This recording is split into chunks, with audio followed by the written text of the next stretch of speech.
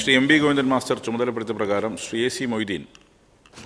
Sir, 4ാം കേരള ലോകസഭയിലെത്തിയപ്പോൾ കൂടുതൽ രാജ്യങ്ങളിൽ നിന്നുള്ള പ്രതിനിധികളുടെ പങ്കാളിത്തം ഉറപ്പാക്കിയിട്ടുണ്ട്. 100-ലധികം രാജ്യങ്ങളിൽ നിന്നുള്ള പ്രതിനിധികൾ ഇപ്പോൾ എത്തിയിട്ടുണ്ട്.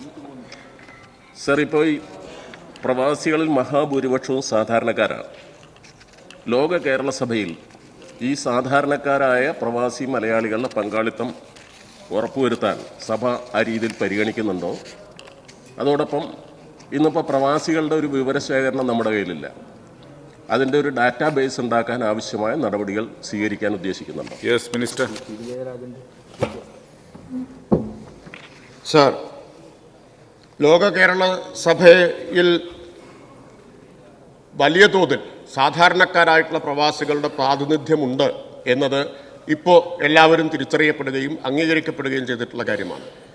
1ാമത്തെയും 2ാമത്തെയും ലോക കേരള സഭ നടന്ന സമയത്ത് നേരെ വിപരീതമായൊരു പ്രചരണമാണ് നടന്നിരുന്നത്. എന്നാൽ ഇപ്പോൾ ആ പ്രചരണം, നേരത്തെ പറഞ്ഞതുപോലെ ധൂർത്ത് എന്ന പ്രചരണം നടത്തിയവർ ക്ഷീണിച്ച് പിൻവാങ്ങിയതുപോലെ തന്നെ ഇത് സാധാരണക്കാരുടേതല്ല എന്ന പ്രചരണം നടത്തിയവർക്കും പിൻവാങ്ങേണ്ടി വന്നിരിക്കുന്നു. കാരണം നമ്മൾ ഓരോ ലോക കേരള സഭയിലും കാണുകയാണ് ഡൊമസ്റ്റിക് വർക്കേഴ്സ്, ലേബർ ക്യാമ്പുകളിൽ അവിടെ പണിയെടുക്കുന്ന തൊഴിലാളികൾ, അവരുടെ എല്ലാം പ്രതിനിധികൾ ലോക കേരള സഭയിൽ അംഗങ്ങളായി വരിക മാത്രമല്ല, അവരവരുടെ ജീവിതാനുഭവങ്ങളെ, പൊള്ളുന്ന ജീവിതാനുഭവങ്ങളെ ലോക കേരള സഭയിലൂടെ കേരളവുമായി, മലയാളികളുമായി പങ്കുവെക്കുന്നതിനും ഇത് വേദിയായി മാറി.